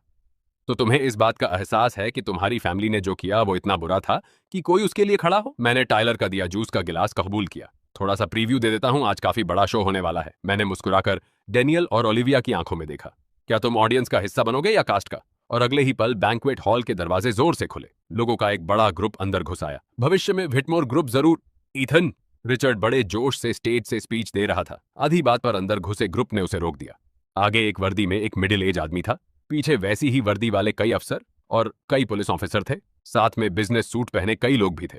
वो सीधे स्टेज की तरफ बढ़े। हॉल का हर मेहमान फौरन उन्हें देखने लगा। पूरा वेन्यू सन्नाटे में डूब गया। मिस्टर व्हिटमोर, हम म्यूनिसिपल टैक्स ब्यूरो और पुलिस डिपार्टमेंट की जॉइंट इन्वेस्टिगेटिव टीम है। मिडिल एज आदमी ने अपनी पहचान दिखाई। विश्वस्त सबूतों के मुताबिक अब हिटमोर ग्रुप पर कई गंभीर कानूनी उल्लंघनों का शक है। कृपया हमारी जांच में सहयोग करें। रिचर्ड की मुस्कान चेहरे पर जम गई। जरूर कोई गलतफहमी है। हिटमोर ग्रुप ने हमेशा कानून का पालन किया है। गलतफहमी है या नहीं, ये हम अपनी जांच से तय करेंगे। कृपया हमारे काम में सहयोग करें। मिडिल एज आदमी की आवाज में नाकाबिल ए इनकार अथॉरिटी थी। मिस्टर डेनियल व्हिटमोर और मिस ओलिविया व्हिटमोर, आपको भी जांच में सहयोग करना होगा। इन्वेस्टिगेशन टीम के लोग हमारी तरफ बढ़े। डेनियल का चेहरा मुर्दा हो गया। उसने जल्दी से स्टेज की तरफ देखा। डैड, क्या हो रहा है? ओलिविया इतना डर गई कि पीछे हट गई। मुझे कुछ नहीं पता। इससे पहले कि रिचर्ड जवाब देता, सूट वालों में से एक आदमी आगे बढ़ा और अपने ब्रीफकेस से कई दस्तावेज निकाले। एक और बात है मिस्टर व्हिटमोर, हमारी जांच के मुताबिक उस जमीन के नीचे जहां आपकी कंपनी कंस्ट्रक्शन शुरू करने वाली है, एक बड़ा प्राचीन मकबरा है। इसलिए आपको हमारे काम में सहयोग करना होगा। सामान्य हालात में आपको मुआवजा मिलता, मगर मौजूदा हालात देखते हुए सूट वाले आदमी ने वर्दी वाले अफसर से नजरें मिलाई। पहले पुलिस जांच में सहयोग करे। नहीं, यह नामुमकिन है। रिचर्ड ने पागलों की तरह दस्तावेज छीन लिए। जितना पढ़ता गया उतना ही पीला पड़ता गया। आखिरकार उसकी टांगें जवाब दे गईं और वो घुटनों के बल ढह गया। मैं चुपचाप ये सब होते देखता रहा और जूस का घूंट लिया। क्या ख्याल है ये रिकॉर्ड करके घर ले जाने का? नोआ ने अपना फोन लहराया। वीडियो बाद में भेज दूंगा। मुझे भी एक कॉपी भेज देना। रयान ने चश्मा ठीक किया और बैंक्वेट को अफरा तफरी में डूबता देखा। वो बिल्कुल सही वक्त पर आए। बेशक, टायलर ने फख्र से कहा। देखो सब किसने अरेंज किया। नोआ सोचने लगा। तुम्हें लगता है रिचर्ड का वो सेफ जिसका पासवर्ड वेनेसा ने तुम्हें दिया, उसमें और भी विस्फोटक सबूत हो सकते हैं? शायद। मैंने गिलास नीचे रखा। चलो चलते हैं, यह जगह और अफरा तफरी में डूबने वाली है। हम मुड़े और चल पड़े। जाने से पहले मैंने रिचर्ड पर आखिरी नजर डाली। तबाह हो चुका वो शख्स इत्तफाकन मेरी तरफ देख रहा था। मेरे होंठों पर एक मुस्कान फैल गई। मैंने हल्के से उसकी तरफ हाथ का गिलास उठाया, फिर बिना पीछे देखे चल दिया। मेरे पीछे रिचर्ड गुस्से और बेबसी में ईथन का नाम चिल्ला रहा था। बैंक्वेट हॉल से बाहर निकलने के बाद ताजी हवा ने हमें फौरन तरोताजा कर दिया। अब आगे क्या करने का इरादा है? टायलर ने मुझसे पूछा। जैसे ही जांच के नतीजे आएंगे, व्हिटमोर ग्रुप को शायद रिस्ट्रक्चरिंग या दिवालिया घोषित करने का सामना करना पड़े। मैंने अपनी सूट जैकेट ठीक की। तब कार्टर फैमिली ऑक्शन में हिस्सा लेगी और उनकी कुछ कीमती एसेट्स हासिल कर लेगी। रयान ने सिर हिलाया और कहा, मेरी फैमिली भी शायद शामिल हो। तुम सब हिस्सा ले रहे हो तो फिर मैं भी शामिल होता हूं। नोआ ने अचानक बीच में कहा। एक दूसरे को अलविदा कहने के बाद मैं गाड़ी से घर चला गया। रास्ते में मेरा फोन वाइब्रेट हुआ। वेनेसा का मैसेज था। क्या तुम डिनर पर घर आ रहे हो? मैंने कुछ डिश बनाई है। मैं मुस्कुराकर जवाब दिया। बस पहुंचा ही। जब मैंने सामने का दरवाजा खोला तो खाने की खुशबू ने मेरा स्वागत किया। वेनेसा एप्रन पहने रसोई से सिर निकालकर बोली, बिल्कुल सही वक्त पर आए। मैंने अभी अभी आखिरी डिश खत्म की है। उसके हाव भाव शांत थे, बिल्कुल वैसे ही जैसे हमेशा होते थे। 3 डिश और सूप खाने की मेज पर सजे थे। सब साधारण घर का खाना था, मगर बहुत स्वादिष्ट लग रहा था। मैंने ब्रेस्ड पोर्क का एक टुकड़ा चखा। वाह, बहुत अच्छा है। तुमने खाना बनाना कब सीखा? जब मैं वहां रहती थी तब। नौकर अक्सर मेरे लिए खाना बनाना भूल जाते थे। खुशकिस्मती से उन्होंने मुझे रसोई इस्तेमाल करने से कभी मना नहीं किया। वेनेसा ने ऐसे कहा जैसे कुछ खास ना हो और मेरी कटोरी में कुछ सब्जियां डाल दी। आज जो हुआ वो पहले ही न्यूज में है। खाना उठाते हुए मेरा हाथ जरा रुका। तुम्हें कैसा लग रहा है? वेनेसा चुपचाप खाना खाती रही। मुझे कुछ खास नहीं लगता। वो बहुत पहले ही मेरी फैमिली नहीं रहे। उन्हें ऐसे अंजाम तक पहुंचते देख असल में मुझे काफी संतुष्टि हो रही है। उसने सिर उठाया। उसकी निगाहें साफ और सच्ची थीं। जिस दिन तुम मुझे ले आए, उस दिन से मेरी फैमिली सिर्फ तुम और तुम्हारे माँ बाप हैं। मेरे पास वहां का वीडियो है, देखोगी? हाँ, मुझे लगता है इसे देखकर 2 कटोरी और खा सकती हूँ। बेहतर होगा थोड़ा कम खाओ, वरना पेट खराब हो जाएगा। ये कहते हुए मैंने उसे फोन थमा दिया। इसके बाद कोई और खास बात नहीं हुई। व्हिटमोर फैमिली अपनी परेशानियों में डूबी रही और हमें तंग करने का वक्त नहीं मिला। वक्त गुजरता गया, यहां तक कि वेनेसा की 18वीं बर्थडे आ गई। उस दिन सुबह सुबह डोरबेल ने मुझे जगा दिया। दरवाजा खोला तो रयान और लिली, साथ में नोआ और टायलर, तरह तरह के बैग लिए बाहर खड़े थे। तुम सब यहां? मैंने अपनी नींद भरी आंखें मली। बर्थडे गर्ल का बड़ा दिन है, लिली ने खुशमिजाज मुस्कान से कहा। वेनेसा ने हमें बुलाया है। तब मुझे याद आया कि वेनेसा ने कुछ दोस्तों को बुलाने की बात कही थी। ईथन, वो पाजामा? टायलर ने मुझे ऊपर से नीचे तक अजीब नजरों से देखा। बहुत डिस्टिंक्टिव है। मैंने नीचे नजर डाली तो पाया मैं अभी भी डायनासोर ऑनसी पहने हुए था। ये पिछले साल मेरी माँ का क्रिसमस गिफ्ट था। तुम लोग बस नहीं समझते, ड्रैगन सम्राटों के प्रतीक होते हैं। रयान हंस पड़ा। इसका मतलब ईथन सम्राट घोषित होने को तैयार है। इस तरह के चुटकुले बनाते रहोगे तो मैं अपने ही कान के पर्दे फोड़ लूंगा। उन्हें अंदर लाने के बाद मैं कपड़े बदलने अपने कमरे गया। 2 मिनट दो। जब मैं वापस आया तो वेनेसा भी जाग चुकी थी और लिविंग रूम में मेहमानों का स्वागत कर रही थी। मेहमान बर्थडे गर्ल को तोहफे दे रहे थे। वेनेसा ने आज सफेद ड्रेस पहनी थी, बाल रिबन से पोनीटेल में बांधे हुए थे। वो ताजी और खिली खिली लग रही थी। जन्मदिन मुबारक। मैंने पास जाकर अपना तैयार किया तोहफा दिया। वेनेसा की आंखें चमक उठीं और मुस्कान और चौड़ी हो गई। शुक्रिया। खोलकर नहीं देखोगी? उसने सिर हिलाया। बाद में बाकी तोहफों के साथ खोलूंगी। लिली पास्टर की। वेनेसा, मेरे भाई और बाकी लोग बारबेक्यू ग्रिल लाए हैं। दोपहर में आंगन में बारबेक्यू करें? मुझे कोई एतराज नहीं। वेनेसा ने सवालिया नजरों से मुझे देखा। मैंने सिर हिला दिया। तो फिर मैं सामान तैयार करती हूँ। रयान, मेरी मदद करो। सुबह इसी तरह गुजरी। विला खुशी के माहौल से भर गया। वेनेसा सच में खरुश लग रही थी। आम दिनों से कहीं ज्यादा मुस्कुरा रही थी। मगर बारबेक्यू के बीच में ही डोरबेल अचानक बजी, एक बिन बुलाए मेहमान की खबर लेकर। मैं अकेला सामने का दरवाजा खोलने गया। एक अनपेक्षित शख्स बाहर खड़ा था, ओलिविया व्हिटमोर। वो पहले से बहुत ज्यादा थकी हारी लग रही थी। उसकी आंखें लाल और सूजी हुई थीं, जैसे रोई हो। तुम यहां क्या कर रही हो? मैंने त्योरी चढ़ाई। मैं वेनेसा से मिलना चाहती हूँ, ओलिविया ने धीमे से कहा। डैड और डेनियल दोनों को ले जाया गया है। फैमिली बिल्कुल बिखर चुकी है। माँ ने मुझे वेनेसा को ढूंढने भेजा क्योंकि उन्हें लगा शायद वेनेसा कुछ मदद कर सके। मैंने भौं चढ़ाई। अब याद आया कि वो सुलूक जो तुमने पहले उसके साथ किया। ओलिविया ने होंठ भींचे। मैं जानती हूं हम गलत थे। ईथन, दरवाजे पर कौन है? वेनेसा की आवाज मेरे पीछे से आई। वो दरवाजे तक चलकर आई और ओलिविया को देखते ही ठिठक गई। वेनेसा, हम गलत थे। प्लीज, क्या तुम ईथन से भी कह सकती हो? ओलिविया रोते हुए बोलने लगी, मगर वेनेसा ने उसे रोक दिया। ओलिविया, अगर तुम माफी मांगने आई हो तो मैं तुम्हारी माफी कबूल करती हूं, वेनेसा ने शांति से कहा। लेकिन अगर तुम मदद मांगने आई हो तो माफ करना। मैं तुम्हारी मदद नहीं कर सकती। वेनेसा, हम फैमिली हैं, ओलिविया ने घबरा कर कहा। फैमिली? वेनेसा को यह लगभग हंसी की बात लगी। वो फैमिली जिसने मेरे साथ नौकर जैसा सलूक किया, मुझे सौदे की चीज बनाया, और जब भी मुझे जरूरत थी कभी मौजूद नहीं थे। उसने गहरी सांस ली। जिस दिन तुमने मुझे जाने पर मजबूर किया, उसी दिन मेरा व्हिटमोर फैमिली से कोई लेना देना नहीं रहा। ओलिविया कुछ और कहने लगी, मगर मैंने पहले ही दरवाजा बंद कर दिया। ठीक तो हो? मैंने वेनेसा से नरमी से पूछा। जैसा मैंने पहले कहा था, मुझे उनकी कोई परवाह नहीं। वेनेसा ने सिर हिलाया और मेरी तरफ देखकर मुस्कुराई। चलो वापस चलते हैं, वरना सारा मीट जल जाएगा। बर्थडे पार्टी शाम तक जारी रही। मेहमानों के जाने के बाद विला फिर सन्नाटे में डूब गया। वेनेसा ने खुशी खुशी लिविंग रूम में अपने तोहफे खोले। हर तोहफे के साथ उसकी मुस्कान की खुशी थोड़ी और गहरी होती गई। उसका चेहरा फ्लश्ड था, शायद इसलिए कि मेरी नजर बचाकर उसने चोरी से शराब की कुछ घूंट पी ली थी। यह तुम्हारी तरफ से है। उसने मेरा दिया गिफ्ट बॉक्स उठाया और ध्यान से खोला। अंदर एक बेहतरीन नेकलेस था, पेंडेंट बियर की शक्ल का था। तुम्हें पहले वाला टेडी बियर बहुत पसंद है ना, तो मैंने सोचा यह नेकलेस भी पसंद आएगा। दरअसल ये इस पर भी है कि किसने दिया है, वेनेसा ने कहा। वेनेसा ने नेकलेस मेरी तरफ बढ़ाया। पहनाने में मदद करोगे? मैं उसके पीछे गया और उसके लंबे बाल उठाकर नेकलेस उसकी गर्दन में बांध दिया। मेरी उंगलियां गलती से उसकी गर्दन के पीछे की त्वचा से छू गई। वो हल्का सा कांप गई। हो गया। वेनेसा ने मुड़कर उंगलियों से नेकलेस को सहलाया। उसकी आंखें चमक रही थीं। यह मेरा अब तक का सबसे खुशनसीब जन्मदिन है। शुक्रिया ईथन। पसंद आया? मुझे खुशी है। देर हो रही है, दिन भर की थकान होगी, आराम कर लो। मैंने लड़की की आंखों में थकावट देखी। वेनेसा ने अपना निचला होंठ दबाया। बस थोड़ा और रुको ईथन, मेरे पास भी तुम्हारे लिए एक तोहफा है। इतने वक्त तक मेरा ख्याल रखने का शुक्रिया। मैंने सच में उम्मीद नहीं की थी। मैंने हैरान होकर पूछा, क्या तोहफा है? पहले तैयार कर लूं, जल्द पता चल जाएगा।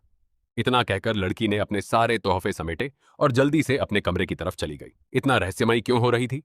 सच तो यह है, मैं बहुत प्रभावित हुआ। अनगिनत ख्याल दिमाग में घूमते हुए मैं लिविंग रूम में इंतजार करता रहा।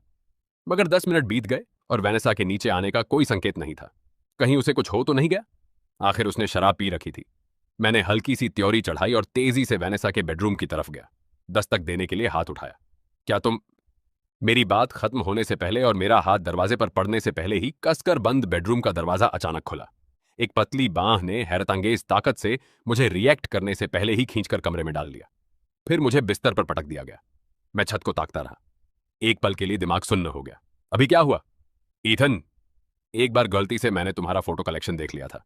मैंने गौर किया कि उसमें ज्यादातर औरतों ने कुछ ऐसा पहना था, तो मैंने सोचा कहीं तुम्हें सच में ऐसा पसंद तो नहीं।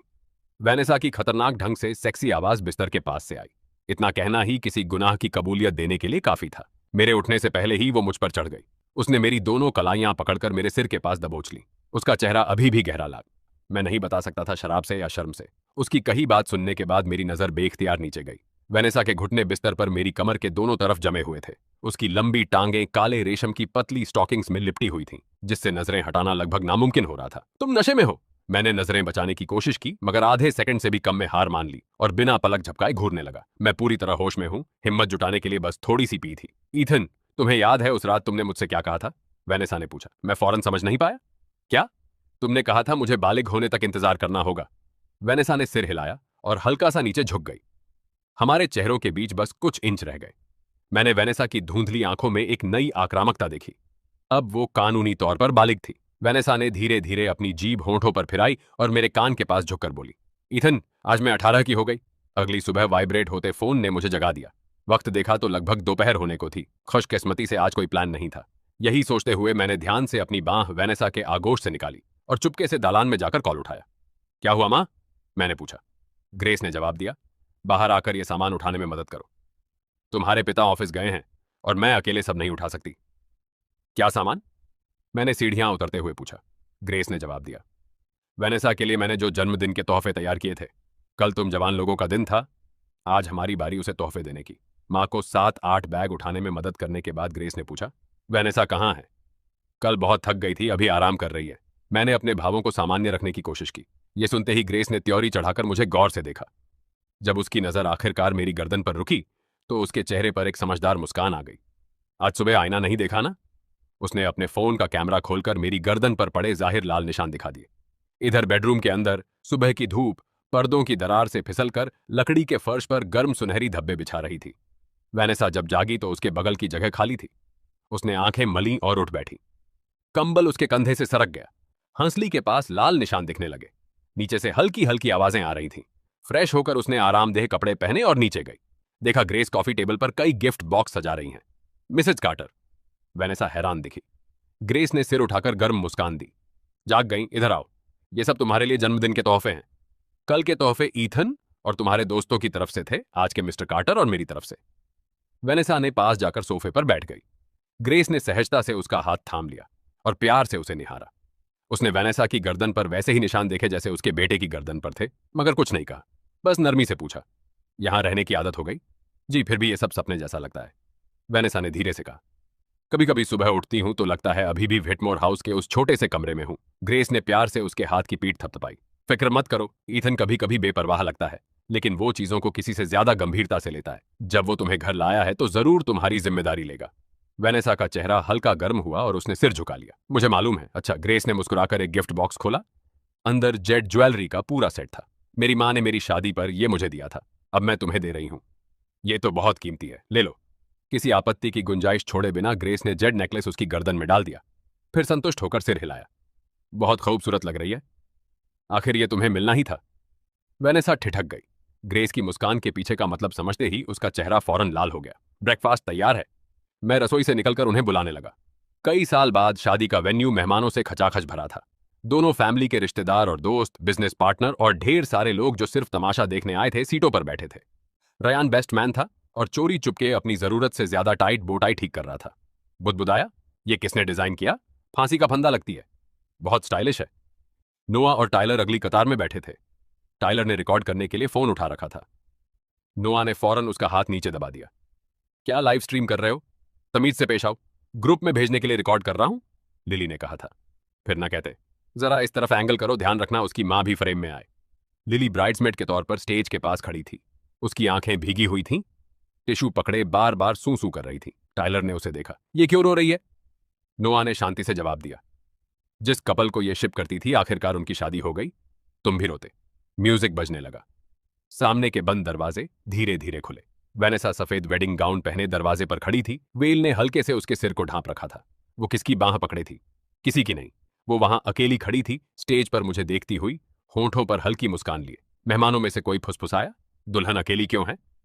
सुना है वो व्हिटमोर फैमिली की बेटी है। उसकी फैमिली तो बिखर गई, कोई उसे लाने वाला नहीं। ये तो। इससे पहले कि वो खत्म करता, वेनेसा आगे चलने लगी। उसके कदम मजबूत थे, एक के बाद एक, और उसकी नजरें कभी मुझसे नहीं हटी। न उसका बाप साथ था, न कोई फैमिली उसे विदा करने। फिर भी वो किसी से ज्यादा पक्के इरादे से चल रही थी। स्टेज पर खड़े मैंने उसे अपनी तरफ आते देखा और अचानक मुझे वो लड़की याद आई जो बरसों पहले पिछली सीट पर खुद को परछाइयों में छिपाकर बैठी थी। तब उसने पूछा था, तुमने मुझे क्यों चुना? अब मैं आखिरकार जवाब दे सकता था, क्योंकि शुरू से मैं देखना चाहता था कि तुम धूप में खड़ी कैसी लगोगी। वो मेरे पास पहुंची और अपना हाथ मेरे हाथ में दे दिया। बहुत देर से इंतजार कर रहे हो? उसने नरमी से पूछा। ज्यादा नहीं, बस कुछ साल, मैंने कहा। वो मुस्कुराई। उसकी आंखें हल्की नम थीं। अफसर ने कस्में पढ़नी शुरू की, मगर हम दोनों में से कोई सुन नहीं रहा था। ईथन कार्टर, एक्स एस्ट्रियस, क्या तुम मिस वेनेसा व्हिटमोर को अपनी पत्नी के रूप में स्वीकार करते हो? गरीबी में या दौलत में, बीमारी में या सेहत में? मैं स्वीकार करता हूं। वेनेसा व्हिटमोर, क्या तुम मिस्टर ईथन कार्टर को अपने पति के रूप में स्वीकार करती हो? मैं करती हूँ। अफसर जाम हो गया। मैंने अभी पूछा। खत्म नहीं किया? जरूरत नहीं, वेनेसा ने कहा। मैं स्वीकार करती हूँ। मेहमान ठहाके मारकर हंस पड़े। लिली और जोर से रोने लगी। सिसकियां भरते हुए रयान को थप्पड़ मारा। रयान, देखा वेनेसा कितनी कूल है? रयान ने आंखें घुमाई। देख लिया। अब पहले मेरी बोट आई ढीली करो, दम घुट रहा है। अंगूठियां बदलते वक्त मैंने वेनेसा का हाथ पकड़ा और अचानक उसकी उंगली पर एक छोटी सी गट्टी देखी। सालों होमवर्क और बिजनेस प्लान लिखते लिखते पड़ गई थी। मैंने अंगूठी उसकी उंगली में पहना दी, बिल्कुल फिट बैठी। जब उसकी बारी मुझे पहनाने की आई तो उसके हाथ हल्के से कांप रहे थे। काफी देर तक लगी लिपटी रही, पहन नहीं पा रही थी। कांपना बंद करो, मैंने फुसफुसाया। मैं नहीं कांप रही। उसने इनकार किया, मगर हाथ और भी कांपने लगे। मेहमान फिर हंस पड़े। आखिरकार अंगूठी पहनाकर उसने राहत की सांस ली और मुझे घूरा। मैंने झुककर फुसफुसाया, कल रात तो बड़ी एनर्जेटिक थी, अब हाथ क्यों कांप रहे हैं? उसका चेहरा लाल हो गया और उसने मेरे पैर पर पैर रख दिया। अफसर को आखिरकार बोलने का मौका मिला। दूल्हा अब दुल्हन को चूम सकता है। मैंने उसका वेल उठाया और संवरे चेहरे को देखा, मगर उसकी आंखें वैसी ही थीं, साफ और चमकीली, हल्की शरारत लिए। ईथन, उसने अचानक नरमी से बुलाया। शुक्रिया। किस लिए? उसने जवाब नहीं दिया। पंजों पर उठकर मुझे चूम लिया। मेहमानों की जोरदार तालियां गूंज उठीं। लिली इतना रोई कि लगभग बेहोश हो गई और सिर्फ इसलिए खड़ी रह पाई क्योंकि रयान ने उसे थाम रखा था। बहुत देर बाद वेनेसा ने आखिरकार मेरे कान में फुसफुसाया, मेरे बड़े होने तक इंतजार करने का शुक्रिया। शादी की रस्म के बाद रिसेप्शन शुरू हुआ। मैं मेज दर मेज जाकर लोगों के साथ गिलास टकराता रहा। वेनेसा ने लाल रिसेप्शन ड्रेस पहन ली थी और मेरे साथ रही। जब हम अपने दोस्तों की मेज पर पहुंचे तो रयान पहले ही पीकर लाल हो चुका था। वो उठा और गिलास उठाया। ईथन, ये तुम्हारे लिए है। इतने साल दोस्त रहे, आखिर तुम्हें ब्याहता देख लिया। मैंने गिलास उठाया। ज्यादा मत पीना, बाद में मुझे घर पहुंचाने में मदद करनी है। रिलैक्स, तुम्हें पता है मैं शराब कितनी अच्छी पकड़ता हूं। रयान ने एक ही घूंट में गिलास खाली कर दिया, फिर फौरन मेज पर ढह गया। नोआ ने शांति से उसे सीधा टिका दिया। ये एक ही घूंट में निकल जाता है, फिर भी हमेशा शेखी बघाड़ता है। टाइलर फोन उठाकर पास आया। आओ साथ खड़े हो, फोटो लेता हूं। वेनेसा और मैं साथ खड़े हो गए। उसने अपनी बांह मेरी बांह में डाली और प्यारी सी मुस्कान दी। टाइलर ने फोटो खींचने के बाद गौर से देखा और 2 बार चुटकी बजाई। बुरा नहीं है, इसे वेडिंग फोटो की तरह इस्तेमाल कर सकते हो। ये वेडिंग फोटो ही है। मेरा मतलब दीवार पर टांगने वाली। उसे वेडिंग फोटो नहीं, ब्राइडल पोर्ट्रेट कहते हैं। दोनों एक ही बात है, नोआ ने पास से कहा। इसकी कोई गर्लफ्रेंड भी नहीं, इसे कुछ समझाने का फायदा नहीं। टाइलर ने नोआ को घूरा। लड़ना चाहते हो? जब हम लिली की मेज पर पहुंचे तो उसकी आंखें अभी भी लाल थीं। हमें आता देख वो खड़ी हुई और बाहें फैला दी। वेनेसा, मुझे गले लगाओ। वेनेसा ने मुस्कुराकर उसे गले लगा लिया। लिली ने उसके कंधे पर सिसकियां ली। तुम दोनों खुश रहना, वरना जिस शिप को मैंने इतने साल सपोर्ट किया वो डूब जाएगी। रहेंगे? वेनेसा ने उसकी पीठ थपथपाई। लिली ने उसे छोड़ा और मेरी तरफ मुड़ी। उसका भाव अचानक गंभीर हो गया। ईथन, अगर कभी तुमने वेनेसा के साथ बुरा किया तो सबसे पहले मैं ऐतराज करूंगी। और ऐतराज कैसे करोगी? मैं अपने भाई से तुम्हारी दोस्ती तोड़वा दूंगी। रयान, जो उसके पास ही बेहोश पड़ा था, अचानक सिर उठाकर बोला। क्या? कौन दोस्ती तोड़ रहा है? नहीं, हम दोस्ती नहीं तोड़ सकते। फिर ढह गया। मुझे हंसी आ गई। ठीक है, याद रखूंगा। रिसेप्शन के आखिर में वेनेसा मेकअप ठीक करने रेस्टरूम गई। मैं कोने में अकेला पानी पी रहा था कि कोई अचानक पास आया। ओलिविया थी। कई सालों बाद वो बहुत ज्यादा घिसी पिटी लग रही थी। मामूली ड्रेस पहने, चेहरे से पुराना घमंड गायब। मिस्टर कार्टर, वो थोड़ी झिझक के साथ मेरे सामने खड़ी हुई। मैंने बिना कुछ बोले उसे देखा। मैं बस वेनेसा को देखने आना चाहती थी, उसने धीरे से कहा। जानती हूं वो मुझे नहीं देखना चाहेगी। मैं उसके सामने खड़े होने लायक भी नहीं, लेकिन आज उसकी शादी है। वो रुकी, फिर मुझे देखा। क्या तुम उसे मेरा एक पैगाम दे सकते हो? कहना मुझे माफ कर दे। उसकी आंखें भीग गईं और बोली, कहना मैं उसकी खुशी चाहती हूं। मैंने उसे देखा और कई सेकंड खामोश रहा। खुद कह दो। ओलिविया जम गई, फिर मेरी नजर का पीछा किया। वेनेसा कभी की लौट आई थी और पास ही खड़ी थी। दोनों बहनें कई गज की दूरी से एक दूसरे को ताक रही थीं। वेनेसा ने चलकर मेरे पास आकर ओलिविया को देखा। वेनेसा, ओलिविया के होंठ हिले, मगर वेनेसा ने कहा, मैंने सब सुन लिया। वेनेसा शांति से बोली, मैं तुम्हारी शुभकामनाएं कबूल करती हूं। ओलिविया की आंखें और लाल हो गईं। वेनेसा, पहले जो कुछ भी हुआ, अतीत बीत गया। वेनेसा ने उसे रोका। मैं तुम में से किसी को माफ नहीं करूंगी, मगर हमेशा तुमसे नफरत भी नहीं करती रहूंगी। बहुत थकाव है। वो रुकी, फिर हल्के से अपनी बांह मेरी बांह में डाल दी। मैं अभी बहुत खुश हूं। मेरे पास एक पति है जो मुझसे प्यार करता है, सास ससुर जो मेरी परवाह करते हैं, और सच्चे दोस्त हैं। इतना काफी है। ओलिविया के गालों पर आंसू ढुलक आए। उसने बार बार सिर हिलाया। अच्छा, यही बहुत है।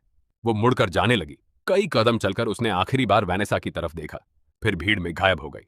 वेनेसा मेरे कंधे से टिक गई और हल्की सांस छोड़ी। ठीक हो? मैंने पूछा। ठीक हूं। उसने सिर उठाकर मुझे देखा और मुस्कुराई। चलो, अभी भी सारे मेहमानों के साथ गिलास नहीं टकराए। रिसेप्शन खत्म हुआ और मेहमान धीरे धीरे रवाना हो गए। नोआ और टायलर ने रयान को घसीटकर गाड़ी तक पहुंचाया। जाते जाते भी वो खिड़की से चिपककर चिल्ला रहा था, ईथन, शादी मुबारक, कल कल मैं उठकर फोन करूंगा, पहले उठ तो जाओ। नोआ ने उसे वापस गाड़ी में ढकेलकर दरवाजा बंद किया। लिली गाड़ी में बैठने से पहले वापस दौड़कर आई और फिर से वेनेसा को गले लगा लिया। वेनेसा, मैं जा रही हूं, कल मैसेज करूंगी, रिप्लाई जरूर करना। ठीक है, और एक बात। वो पास झुकी और वेनेसा के कान में कुछ फुसफुसाया। वेनेसा का चेहरा फौरन लाल हो गया। लिली हंसते हुए वापस गाड़ी की तरफ भागी। दरवाजा बंद करने से पहले दोनों हाथों से दिल का इशारा किया। गाड़ी चली गई। विला का एंट्रेंस आखिरकार शांत हो गया। वेनेसा और मैं दरवाजे पर खड़े आखिरी गाड़ी की टेल लाइट को रात में गायब होते देखते रहे। थक गई होगी? मैंने पूछा। बस पैरों में थोड़ा दर्द है, ऊंची हील्स पहनकर काफी चल ली। उसने मेरे कंधे पर टेक लगाई। तो अंदर चलो। ठीक है। देर रात ब्राइडल सूट में हमने बेडरूम का दरवाजा खोला तो पाया किसी ने पहले ही सजा रखा था। चादरें और रजाई गहरे लाल रंग की थीं। तकियों पर फूलों की पंखुड़ियां बिखरी थीं। नाइट स्टैंड पर खुशबूदार मोमबत्तियां रखी थीं, साथ में रेड वाइन की बोतल और 2 गिलास। वेनेसा एक पल के लिए ठिठकी। क्या तुम्हारी मम्मी ने सजाया? और कौन हो सकता है? मैंने अंदर जाकर वाइन की बोतल उठाई। उन्होंने वाइन भी तैयार रखी है, पीना चाहोगी? उसने सिर हिलाया। आज बहुत पी ली? तो फिर नहा लो। उसने सिर हिलाया और बाथरूम में चली गई। मैं बिस्तर के किनारे बैठकर अंदर पानी बहने की आवाज सुनने लगा। अचानक सब कुछ थोड़ा अनरियल लगने लगा। उस दिन से जब मैं उसे व्हिटमोर हाउस से बाहर लाया था, अब तक सालों बीत चुके थे। लगता था पलक झपकते ही गुजर गए। तब वो एक उदास हाई स्कूल गर्ल थी जो परछाइयों में छिपती थी और मुश्किल से 2 शब्द बोलती थी। और अब बाथरूम का दरवाजा खुला। वेनेसा नाइट गाउन में बाहर निकली। उसके गीले बाल कंधों पर बिखरे हुए, भाप से चेहरा गुलाबी। वो वैनिटी पर बैठ गई और बाल सुखाने लगी। मैंने पास जाकर उसके हाथ से तौलिया ले लिया। मैं करता हूं। वो थोड़ी देर ठिठकी, फिर आज्ञाकारी ढंग से बैठी रही और मुझे अपने बाल सुखाने दी। ईथन, उसने अचानक कहा, हम शादी पर तुमने जो कहा, क्या वो सच था कि बस कुछ साल ही लगे? क्या मतलब? तुमने कहा था मेरे तुम तक पहुंचने के इंतजार में बस कुछ साल लगे। उसने आईने में से मुझे देखा। क्या सच में तुम्हें लगता है लंबा नहीं लगा? मैंने एक पल सोचा। लंबा भी लगा और छोटा भी। उसका क्या मतलब? लंबा इसलिए क्योंकि तुम्हें अंदाजा नहीं मेरे लिए इंतजार करना कितना मुश्किल था। मैंने तौलिया रख दिया और हेयर ड्रायर उठा लिया। एक खूबसूरत हाई स्कूल गर्ल लगातार मेरे सामने घूम रही थी और मुझे खुद को रोकना पड़ता था। जानती हो एक आम मर्द के लिए कितना आत्मनियंत्रण चाहिए। वो जोर से हंस पड़ी। तो फिर कैसे कर लिया? हमारे मुल्क के व्यापक क्रिमिनल जस्टिस सिस्टम की बदौलत। मैंने ड्रायर चालू किया और उसके बाल सुखाने लगा। गर्म हवा लगातार चल रही थी और वो चुपचाप बैठी रही।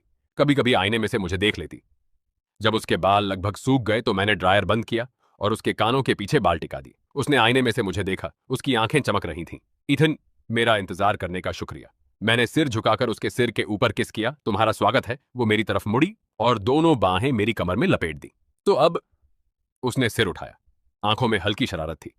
क्या इसका मतलब है अब तुम्हें रोकने की जरूरत नहीं? मैंने भौं उठाई। थकी तो नहीं हो? नहाकर थकान उतर गई। उसने चेहरा मेरी छाती में छुपा लिया। आवाज दबी हुई थी। और वैसे भी आज हमारी वेडिंग नाइट है। मैंने उसे नीचे देखा और अचानक मुस्कुरा दिया। वेनेसा, पता है तुम अभी बिल्कुल किसकी तरह लग रही हो? किसकी तरह? सालों पहले वो छोटी सी लड़की जिसने नाइट गाउन में मुझे कुर्सी पर पिन कर दिया था और पूछा था कि क्या मैं उसका बदला चुकाना चाहता हूं।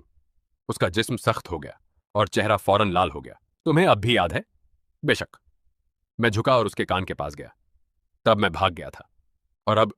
उसने सिर उठाया। उसकी आंखें चमकते हुए मुझे ताक रही थीं। इस बार मैं नहीं भाग रहा, मैंने कहा।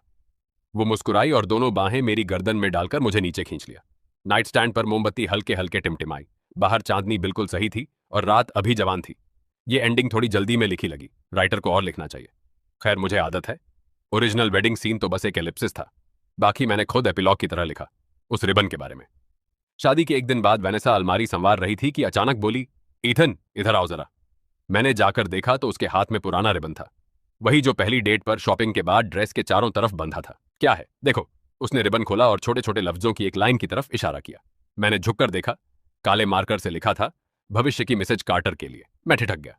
ये तुमने कब लिखा? मैंने नहीं लिखा। उसने मेरी तरफ देखा। आंखें मुस्कुरा रही थीं।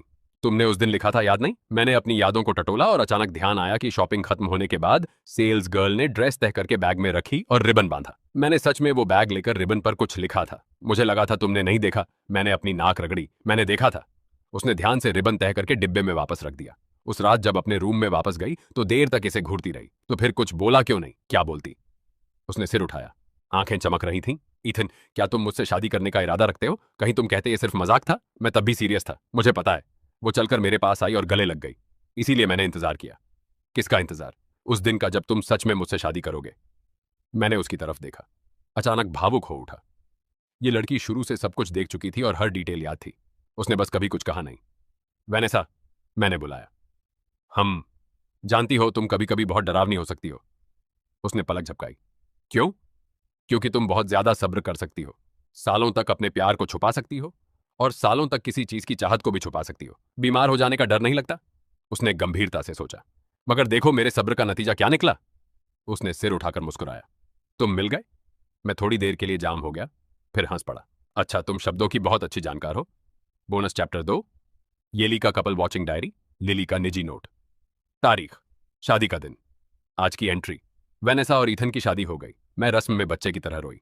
सच में कभी नहीं सोचा था किसी कपल को शिप करने से इतना गहरा असर पड़ सकता है। मैंने उन्हें एक दूसरे को जानने से पहले ही शिप करना शुरू कर दिया था, फिर उन्हें साथ रहते, डेट करते और आखिर शादी करते देखा। मेरी जिंदगी पूरी हो गई। वेनेसा आज बिल्कुल हसीन लग रही थी और ईथन बेहद हैंडसम। जब वो अंगूठियां बदल रहे थे, वेनेसा के हाथ इतने कांप रहे थे कि वो ईथन की अंगूठी नहीं पहना पा रही थी। ईथन ने कुछ फुसफुसाया जिस पर वेनेसा ने उसके पैर पर पैर रख दिया। जब पादरी ने किस करने को कहा तो वेनेसा पंजों पर उठकर पहले ही किस कर लिया। ईथन एक सेकंड को जाम हुआ, फिर उसे बाहों में भर लिया। आह, मैं मर गई। तारीख, शादी के 1 महीने बाद आज मैं उनके घर डिनर पर गई। वेनेसा का खाना पकाना दिन ब दिन बेहतर होता जा रहा है। ईथन ने रसोई में उसकी मदद की और दोनों ने साथ में बिल्कुल परफेक्ट काम किया। उन्हें देखते हुए मुझे अचानक याद आया कि कुछ साल पहले वेनेसा खाना बनाना नहीं जानती थी, बस इंस्टेंट नूडल्स खा सकती थी। वेनेसा ने ईथन की कटोरी में खाना डाला और ईथन ने वेनेसा को सूप दिया। मैं अपनी हंसी रोक ना पाई और बड़ी ग्रिन के साथ उन्हें देखती रही। मेरे भाई ने बगल से मुझे चुभोया। खाना खाते वक्त नॉर्मल हो सकती हो। मैंने कहा, तुम नहीं समझोगे, ये इमर्सिव कपल शिपिंग है। वो बोला, ये कैसी बकवास है? जो लोग शिपिंग नहीं समझते उनका बर्ताव ऐसा ही होता है। तारीख, शादी के 6 महीने बाद आज जमीन आसमान हिला देने वाली खबर सुनी। वेनेसा प्रेग्नेंट है। मैं गॉडमदर बनूंगी। हालांकि अभी तक किसी ने हामी नहीं भरी। जब ईथन ने यह खबर ऑनलाइन डाली, तस्वीर में वेनेसा का अल्ट्रासाउंड और उन दोनों की फोटो थी। कैप्शन में सिर्फ 4 लफ्ज थे। लेवल अपग्रेडेड, शुक्रिया। मैंने कमेंट किया, मुबारक हो, मैं गॉडमदर बनने वाली हूं। उसने जवाब दिया, क्या? उस सवालिया निशान का क्या मतलब था? इनकार कर रहा था। मुझे फर्क नहीं पड़ता, मैं तो गॉडमदर बन के रहूंगी। तारीख, शादी के 1 साल बाद बच्चा पैदा हुआ, बेटी है। जब मैं मिलने गई तो वेनेसा अभी पोस्टमार्टम केयर सेंटर में थी। वो बहुत अच्छी लग रही थी। ईथन अपनी बेटी को पकड़े हुए ऐसे भाव बना रहा था जो एक साथ बेवकूफाना और गर्वीला था। आमतौर पर शांत रहने वाला कार्टर वारिस बिल्कुल नहीं लग रहा था। मैंने झुककर देखा। बच्ची इतनी छोटी, आंखें बंद किए सो रही थी। नाम क्या रखा? मैंने पूछा। नताली कार्टर, वेनेसा ने कहा। हमने चुना जिसका मतलब है जिसे हमने तरसा। मैं थोड़ी देर ठिठकी, वेनेसा को देखा, फिर ईथन को। ईथन शर्मिंदगी में मुंह फेर गया जबकि वेनेसा उसे देखकर मुस्कुरा रही थी। मैं समझ गई, वो सारे साल किसे तरस रहे थे। खैर, मुझसे तो कोई मतलब नहीं था। आह, मैंने उन्हें फिर से शिप कर लिया। तारीख, शादी के 3 साल बाद आज मैं छोटी नताली को अम्यूजमेंट पार्क ले गई। वो बेहद प्यारी है। 2 छोटी छोटी पिगटेल में बाल बांधे भागती है तो वो उछलती हैं। वो वेनेसा को मम्मी, ईथन को डैडी बुलाती है और मुझे आंट लिली कहती है। चलो आंट लिली ही सही, कुछ ना होने से तो बेहतर है। जब हमने मेरी गो राउंड की सवारी की तो नताली की जिद थी कि उसके मम्मी डैडी दोनों उसके साथ बैठें। ईथन छोटे लकड़ी के घोड़े के लिए बहुत बड़ा था। टांगें भी पूरी नहीं फैला पा रहा था। उसके भाव बड़े मजेदार थे। वैनेसा उसके बगल में बेकाबू हंस रही थी और 1 दर्जन से ज्यादा तस्वीरें खींच ली। शाम को घर लौटते वक्त नताली सो गई। ईथन ने उसे गोद में उठाया जबकि वैनेसा ने अपनी बाह उसकी बाह में डाल दी। स्ट्रीट लाइटों ने उनकी परछाइयां जमीन पर दूर तक खींच दी थीं। उनके पीछे पीछे चलते हुए मुझे अचानक भावुक कर दिया। मैंने उनके साथ होने से पहले ही उन्हें शिप करना शुरू कर दिया था और अब वो 3 लोगों का परिवार बन चुके थे। वक्त सच में तेजी से गुजर गया, लेकिन ये ठीक है। मेरे पास पूरी जिंदगी पड़ी है उन्हें शिप करते रहने के लिए।